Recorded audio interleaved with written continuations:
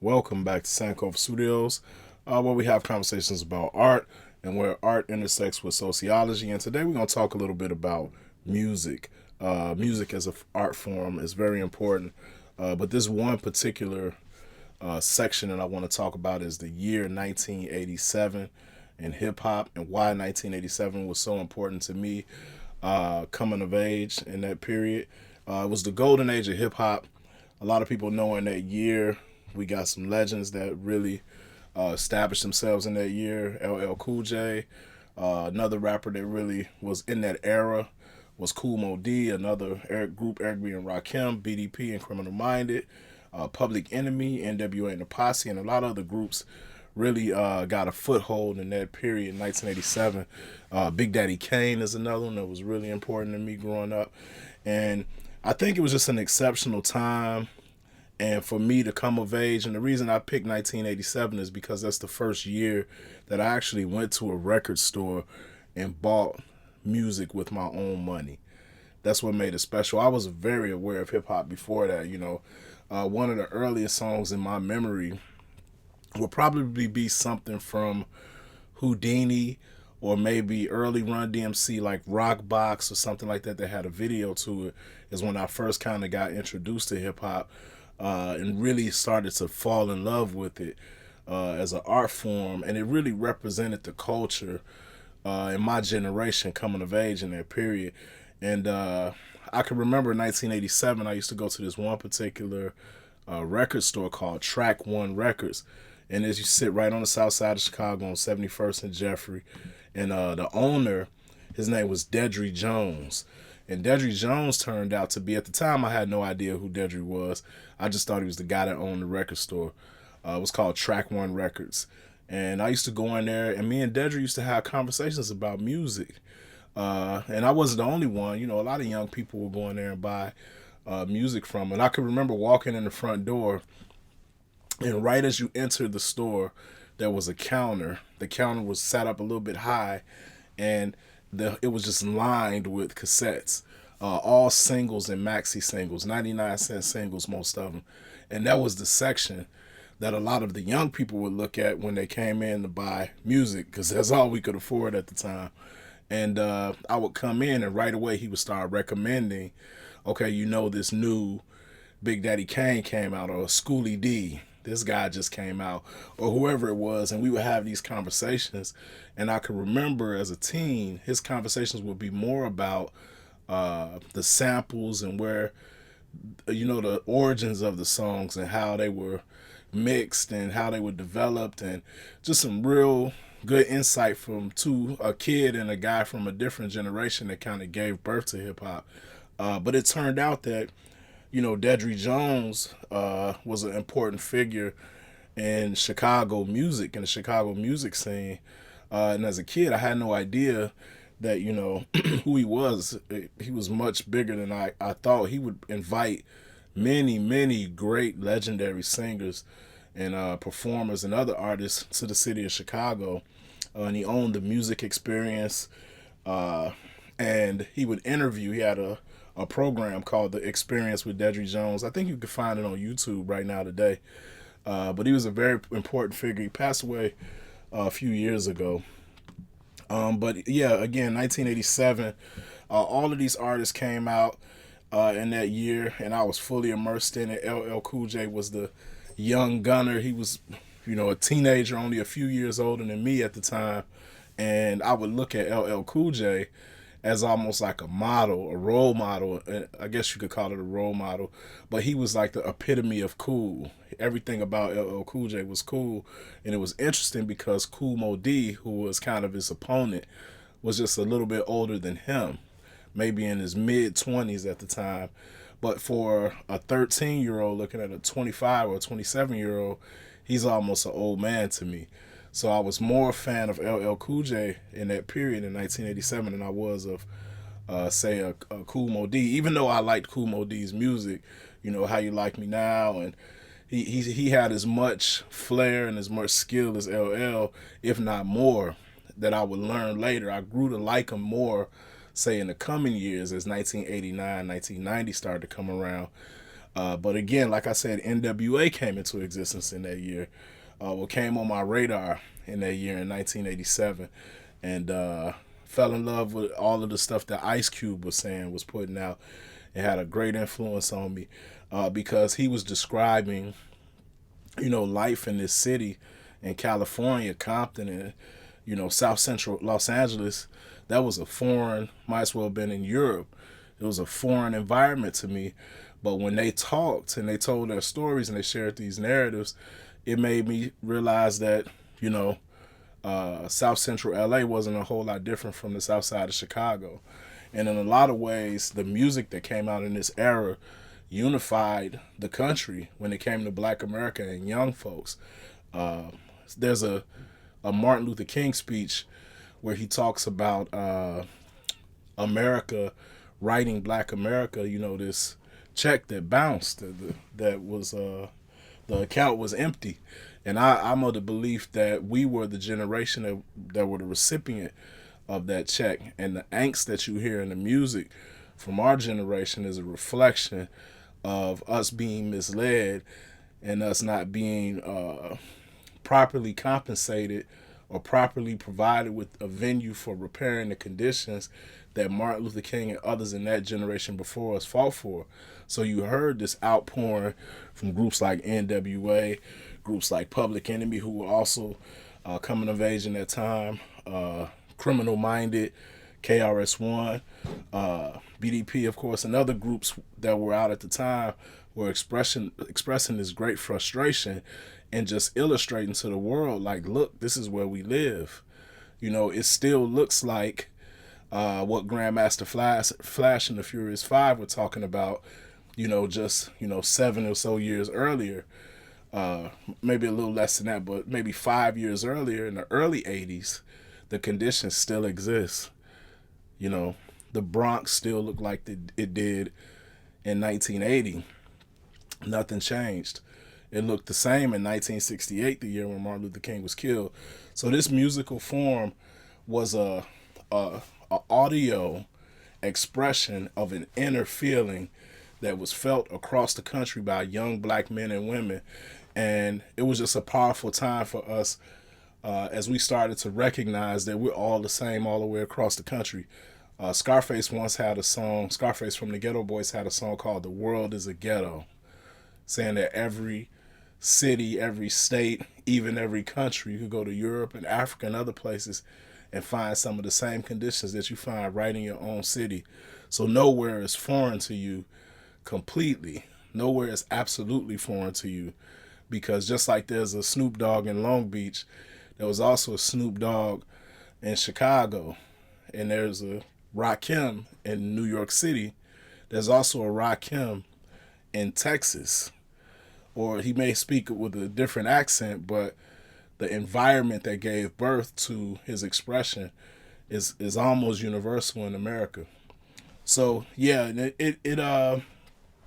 I like to think of it as it was a spiritual time for young people, a spiritual time minus the jargon of spirituality and minus the dogma of spirituality, and the music and those driving bass lines and that music, that was the rhythm of our hearts. That was essentially our heartbeat when we heard I'm Bad come on, and that energy that was behind it. We felt that energy. Very interesting time, which led to many more periods in my teenage years, coming of age, listening to certain music and being impacted by it to this day.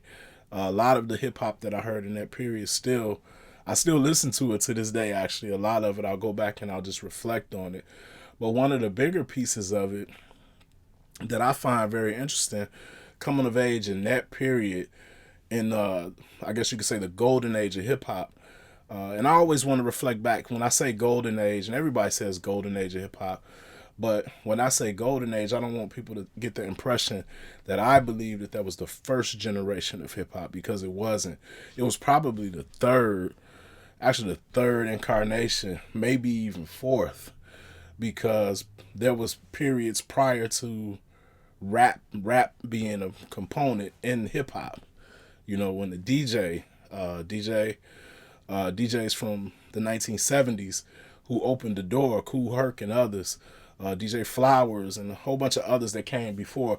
So this wasn't the origin of hip hop. This was just my introduction to it, my coming of age, my earning a couple bucks and saving it up and taking that 4 or 5 block walk up to 71st and Jeffrey to Track One Records to buy a cassette. And I think that it was probably Big Daddy Kane. I was a huge Big Daddy Kane fan at the time, still am. But I believe that it was Big Daddy Kane. But another unique element from that period for me is that as an older guy now, looking back at that time, I think that being born in that moment and coming of age at that time makes our generation unique in that we can both understand the generation that we were born in, the one that came prior to it, because prior to being introduced to Big Daddy Kane and KRS-One and NWA, I was listening to everything everybody else was. Lionel Richie, Michael Jackson, who else was popular at the time? If you turned on any video channel in the 80s, it was only about 5 black performers that you would see videos for. Say MTV, for example. You would see a Whitney Houston video when she was very young. I Want to Dance with Somebody pop era. You would see Lionel Richie, say Dancing on the Ceiling. Of course, Michael Jackson, he was the top guy.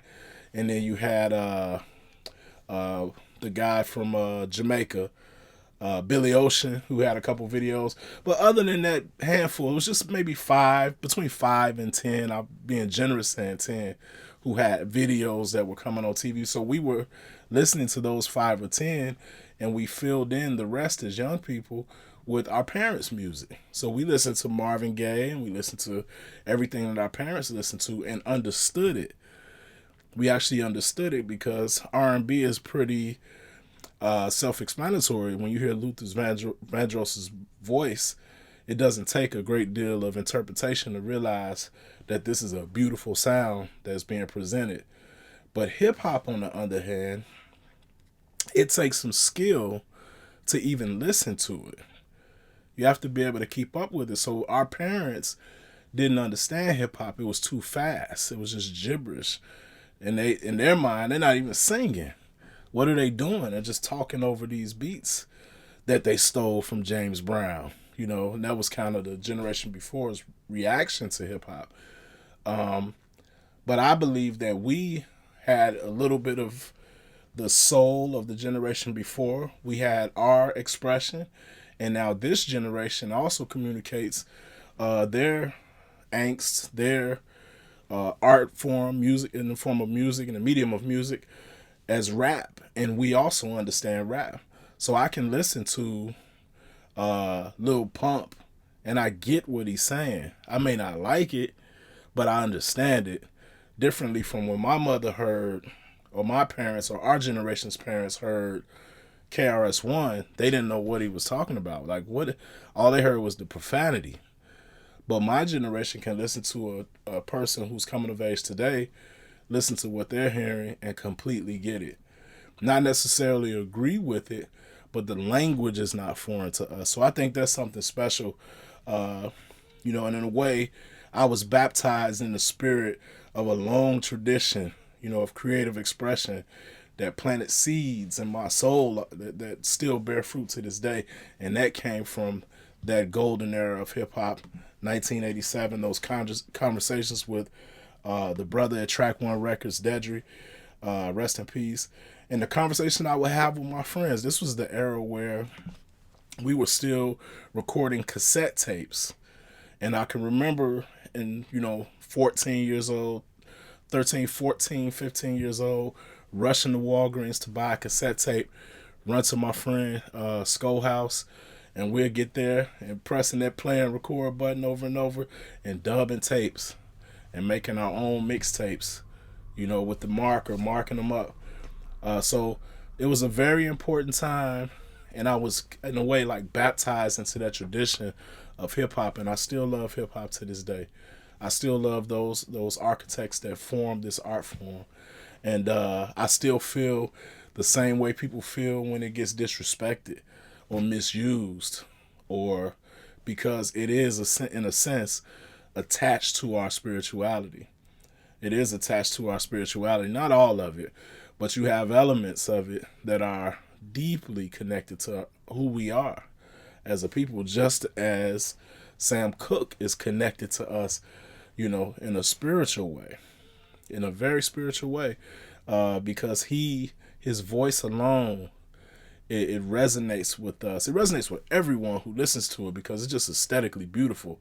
You can't deny that. But for us, it's like that belongs to us. It's for everybody, but he's our guy. He's the guy behind the counter that I know. That's my brother that works there, and he's good at his job, and he's talking to me. And that's another part about it. KRS-One and LL Cool J, when they made these songs, Ice Cube and others too, they were speaking directly to us. And that was a very powerful thing. So yeah, it was real special growing up in that time. I'm glad that I was able to absorb that moment. And in retrospect today, I'm very, very happy that I was able to experience hip hop in that way. And maybe I'll do one to discuss, and I think I will because of the recent film with Ali, Malcolm, Sam Cooke, and Jim Brown. Sam Cooke, because I think he's a little bit underrepresented in the dialogue about black art and the black experience, because he's a central figure that or should be a central figure in those conversations, with his evolution from gospel music to rhythm and blues, and the content that he put out, and his own personal evolution as a man, coming from the church to becoming really a revolutionary thinking figure, and dying at such a young age. We have to put that into context and really understand what that means when we think about those four individuals: Malcolm X, Sam Cooke, Jim Brown, and who was the other one? Muhammad Ali. When they met, or as they were developing as friends, they were very young men. And I think that's something that's worthy of discussion and exploration beyond what Hollywood puts out, because that's going to be dramatic. They're going to create a narrative around the story and create a story even when the story's not there, just for the entertainment value. And I respect that. That's what Hollywood does. But I think that from an intellectual and a spiritual place, we need to go back and review who they were and do the same for those individuals in the generations that will come. So 1987 was special. Something I'll just point out before I close, happened in 1987 that I'll never forget. I actually met Muhammad Ali in 1987, which is a whole nother story, but I got to meet him and spend about 20 minutes with him, just talking to him. And all I can say is he was as advertised. He was exactly what I expected Muhammad Ali to be. And it was a great experience. I still got the autograph to this day. So that makes 1987 a really big year for me in a lot of ways. So I'm going to come back again. And like I said, we'll probably explore Sam Cooke, or we'll go on to another one of those periods in music to just give a little bit of a exploration and show you my experience with those times. I'm thinking 89 was a really great year. KRS-One dropped Love's Gonna Get You. That was a real good album, a real good song. And it just reminds me of the summer of 1989, which was a very powerful summer for me, going into high school and stuff like that. So yeah, I hope you enjoyed it, and I will come back again in a few days. We got another interview coming up soon that I know you're going to enjoy. We're going to go into a Black History Month series, and we're going to push through the month of Black History, through Black History Month with some really good interviews here in the Artist Talk section. Very good, powerful interviews. I got an art collector, some veteran artists, and some young artists. We're going to put out more content this month just so you can get to know some artists that are out here and available. And if you haven't, go back and review some of the older interviews and get to know some of those artists. Visit their websites. All their links are in the descriptions. Visit their websites, donate, buy art, support those artists, repost the links and everything you can, because we want to get we want to push the visual arts back to the forefront of the conversation when it comes to art. All artists are not musicians, and all musicians are not artists. So we want to explore art from all of its vantage points, all of its mediums, and really just get a message out that could be beneficial to all of us. And with that said, until next time, peace.